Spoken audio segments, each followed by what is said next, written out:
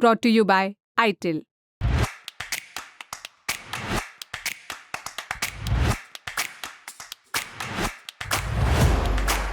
बटेंगे तो कटेंगे पर बीजेपी वाले ही बट गए हैं। कैसे बताएंगे, लेकिन उससे पहले स्क्रीन पर टेक्स्ट के रूप में ये बयान देखिए।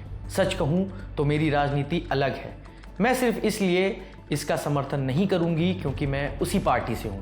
मेरा मानना है कि हमें सिर्फ विकास पर काम करना चाहिए। एक नेता का काम इस धरती पर रहने वाले हर व्यक्ति को अपना बनाना है। इसलिए हमें महाराष्ट्र में इस तरह के किसी भी विषय को लाने की ज़रूरत नहीं है। ये बयान है भारतीय जनता पार्टी की राष्ट्रीय महासचिव और member of legislative council Pankaja Munde का। यूपी के सीएम योगी आदित्यनाथ के बटेंगे तो कटेंगे नारे पर सियासी तपिश बढ़ी हुई है। विपक्षी दल इस नारे के खिलाफ लामबंद हो चुके हैं। इसी बीच भाजपा के दिवंगत नेता गोपीनाथ मुंडे की बेटी का यह बयान सामने आया है। इंडियन एक्सप्रेस को दिए एक इंटरव्यू में पंकजा मुंडे ने कहा है कि महाराष्ट्र में ऐसे नारों की जरूरत नहीं। वहीं आपको यह भी बता दें कि 12 नवंबर को ही योगी आदित्यनाथ ने महाराष्ट्र के अमरावती में एक चुनावी रैली के दौरान कहा था कि अगर बटेंगे तो गणपति पूजा पर हमला होगा। रखना, जब भी बटेंगे तो गणपति पूजा पे हमला होगा। जब भी बटेंगे लव जिहाद और लैंड जिहाद के नाम पर यहां की जमीनों पर भी कब्जा होगा। बेटी की सुरक्षा भी खतरे में पड़ेगी। जब भी बटे होंगे तो ये गुंडे कालनेमी बनकर के अलग अलग रूपों में जाकर के गुमराह करने का प्रयास करेंगे। जो भी होना है आर पार होना है।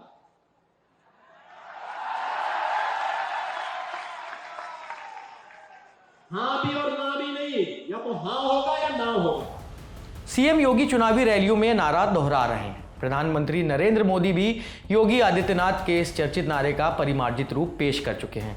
लेकिन अब बीजेपी में ही बटेंगे तो कटेंगे नारे के विरोध में सुर उठने लगे हैं। पंकजा मुंडे से पहले बीजेपी के सहयोगी अजीत पवार भी इस नारे पर ऐतराज जता चुके हैं। अजीत पवार ने कहा था कि ये नारा यूपी या झारखंड में चलता होगा, लेकिन ये महाराष्ट्र में नहीं चलता। ये खबर बड़ी है क्योंकि इस नारे पर बीजेपी के अंदर विभाजन शुरू हो चुका है। बाकी आपकी इस खबर पर क्या राय है, हमें कमेंट बॉक्स में बताइए और देखते रहिए दी लल्लन टॉप। शुक्रिया।